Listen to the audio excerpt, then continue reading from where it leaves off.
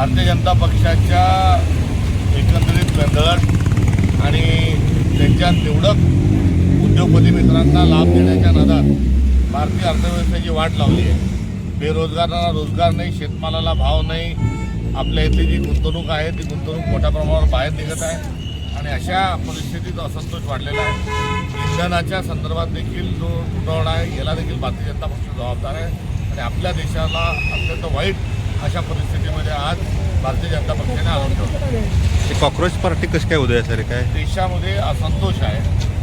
राहुल गांधींनी जे मुद्दे सांगतात आहे, मांडतात आहे, अगदी त्याच मुद्द्यांच्या अनुषंगानं कॉक्रोच पार्टीमध्ये आज चर्चा होत आहे।